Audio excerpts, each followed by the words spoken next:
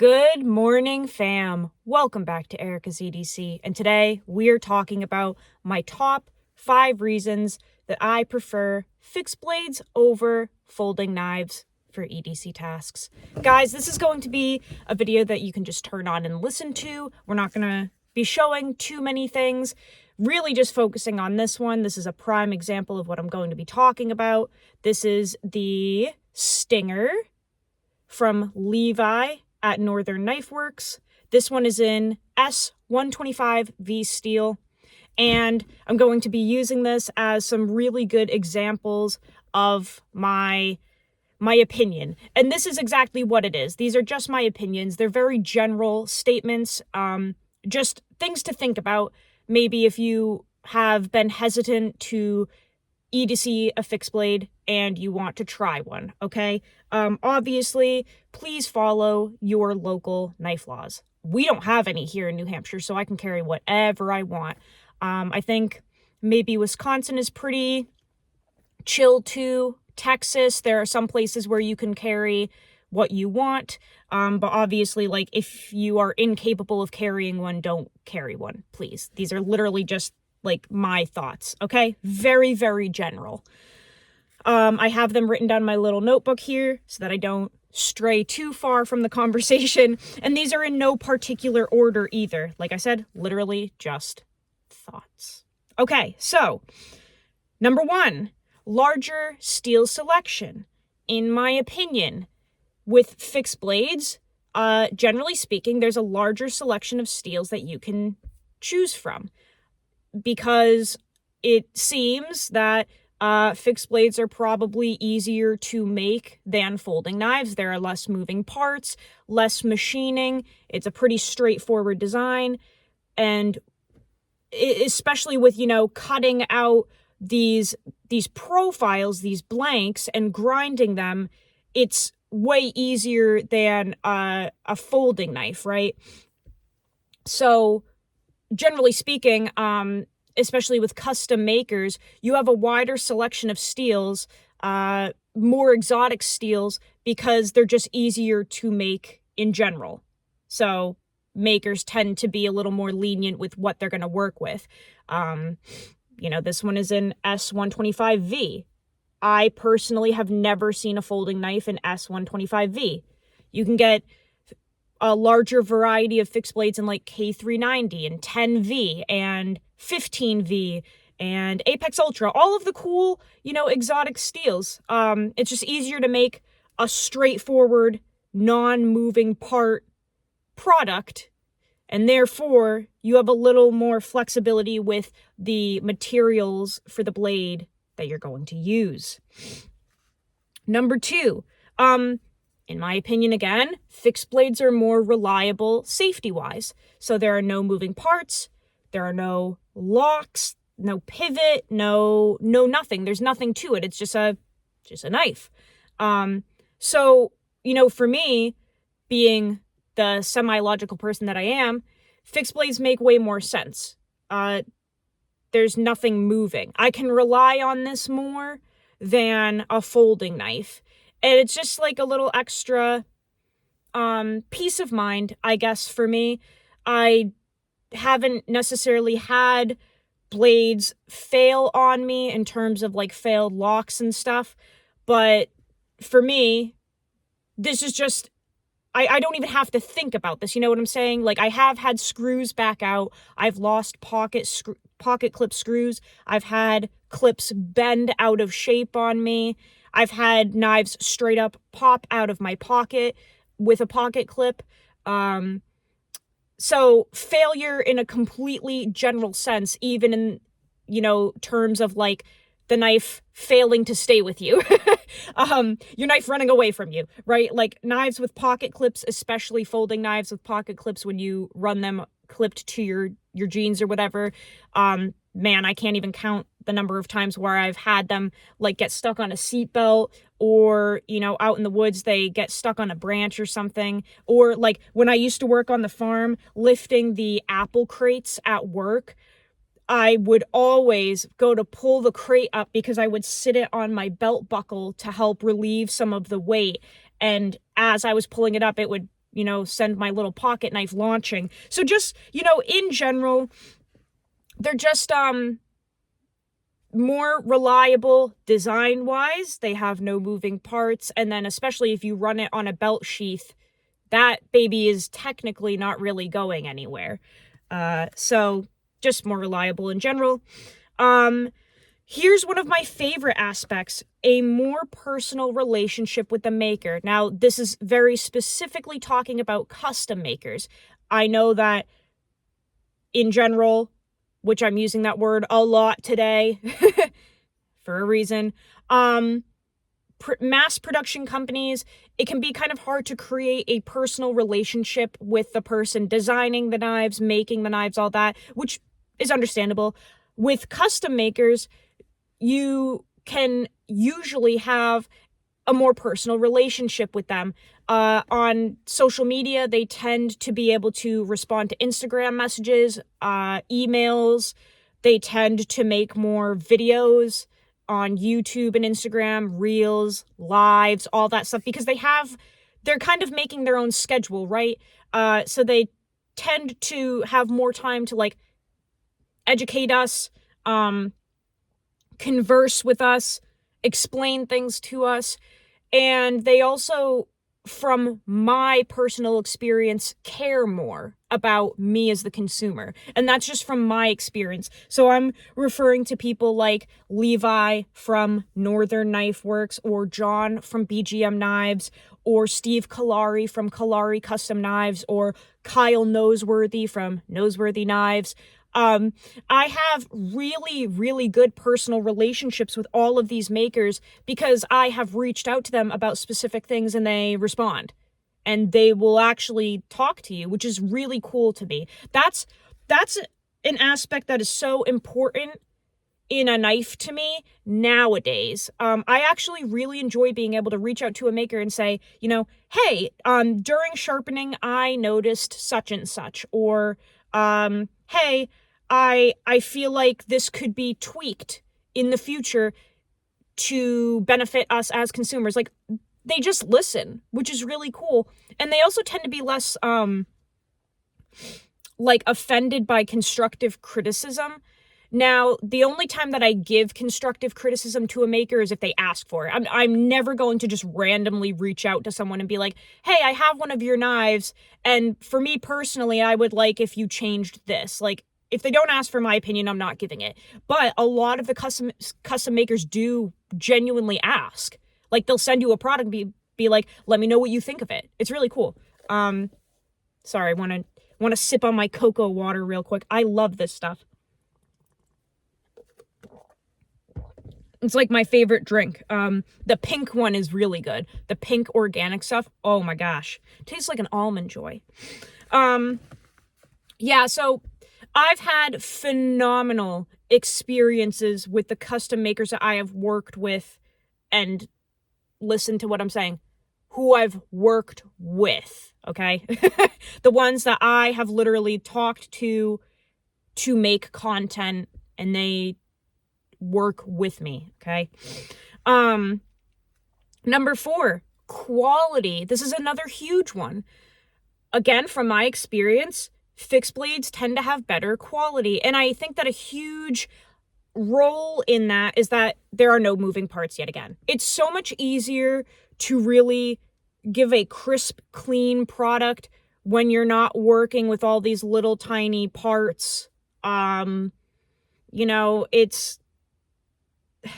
don't have screws that can be soft and strip out. You don't have a blade that could be off center, right? Because it doesn't move.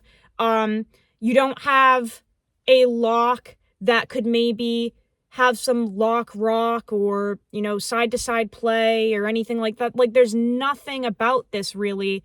You would have to be kind of not so good at making fixed blades if your fit and finish wasn't that great, right? Like, that's one of the biggest appeals to fixed blades, the fit and finish. You can't really go wrong unless you're learning, obviously, and you're working through that. But on fixed blades, everything, if you have a good maker, is lined up, clean, flush, no gaps, perfectly linear, perfectly done. Just absolutely gorgeous.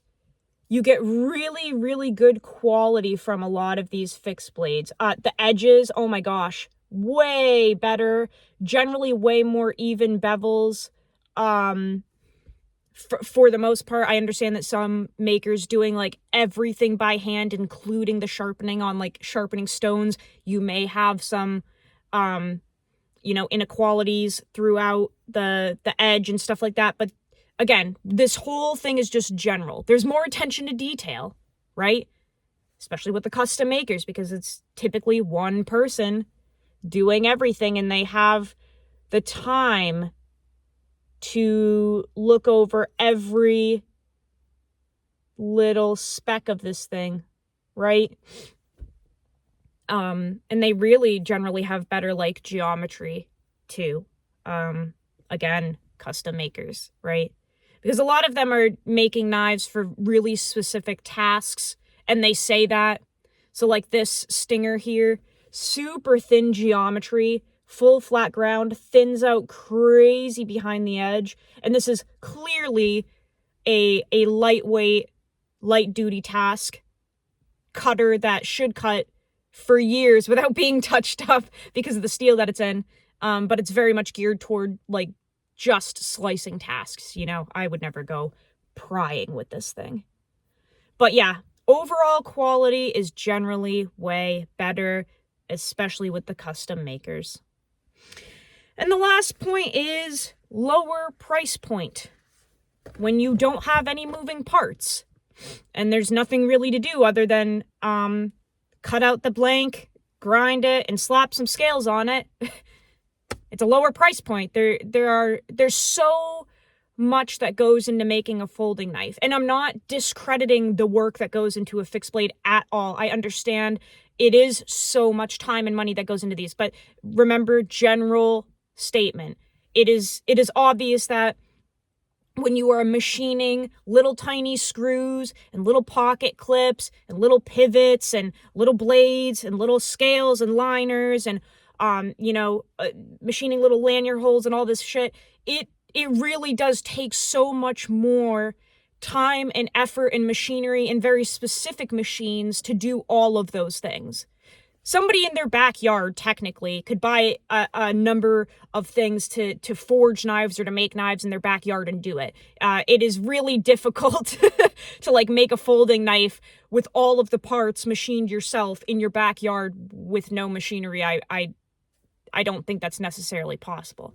So these really tend to come in at a lower price point because it's just easier financially to throw one of these together. So I really like that, right? Because right now I'm doing a no spend year for 2024. There's someone that gets the knives for me and helps support the channel and stuff. But if I were spending money on knives, financially it would make more sense to me to get fixed blades because they're just simply more cost effective. You can get a knife. Like, let's take my Steve Kalari Custom Knives Steadfast, for example. I actually did pay for that because I bought it last year. I paid... those go for $280 starting, okay? And that's with, like, Magna Cut for a Steadfast, okay? $280 for a high-performance, flawless, custom knife with super steel, heat-treated very high at 63.5, and, is just kind of the creme de la creme of knives. $280 starting point. That's an incredible deal for what you're getting. You look at folding knives now, and they're like that same price or more, and the steel generally is a lesser steel. It's a softer steel, or it's a more generic steel, like, 20CV or S30V or S45VN. You can really get like a beautiful custom knife in a high quality, high performance steel for less money than a folder, To me, they're just more cost effective. So those are kind of, my top 5 reasons. Obviously, I have many more. This is completely general. You could nitpick every single point. There is a rebuttal to every single point. But these are literally just things to think about if you've been, maybe toying around with the idea of EDCing a fixed blade and you needed that extra little push from a good friend to be like, hey, I highly suggest that you try it and see if you like it. Because a lot of people, laws excluded, they think that carrying a fixed blade is cumbersome. But a lot of them don't understand that there are like little tiny, super slim fixies like this that you can just throw in your pocket, and it's really no different than a folder, You can get little tiny things. I know like Essie makes I have it. It's a little tiny knife like this big called the Candiru, I believe it's pronounced. And it's literally like this big. It's tiny. You could drop that in your pocket and it's the same size as like a thing of Tic Tacs. There are so many options out there. If you want something a little more sleek and slimline, the Stinger is wicked cool. A mini version of this would be freaking awesome. Cut the length down a little bit. Infinite options for carry, but this just goes right in my pocket. It came with a little Kydex sheath here, and I drop this right down in my pocket. I don't even notice it there, and the only thing I notice on occasion is the length because this sticks out of my pocket a little bit, but I do not mind that at all. But super sleek and slim. They don't have to be cumbersome. You can put them on your belt, you don't even notice. There are pocket like slips that clip into the inside of your pocket and the knife goes within it. So many options for carrying a fixed blade. And I hope that this maybe gives you that extra little push to try one if you wish. I will be making a giant compilation of my favorite custom makers as soon as I get everything in. I'm waiting on like 3 more knives to come in for that. And I think the last one won't be ready until like end of March. So that's going to be a video in a little while, but I will be advocating for some of my favorite custom makers that I have a personal relationship with, that I've actually used their products. And I will get that all together for you guys in case you would like to use a fixed blade, but you really want to take the custom maker route and start creating those beautiful relationships with makers who will literally talk to you, educate you, help you, listen to you.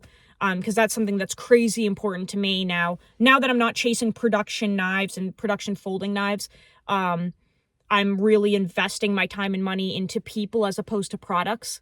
And the products are just a perk. I actually really like making these relationships with people and focusing more on the human aspect rather than like just obsessively hyper-focusing on a product.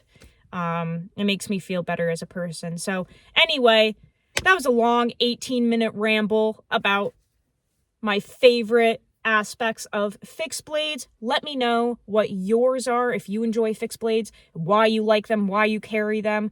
I will talk to you guys down in the comments per usual. I hope you have a beautiful day. Stay hydrated. Go use your shit. Learn how to sharpen your knives, and I will see you on the next video. I love you so much, fam. Take care. I will take care of your mom.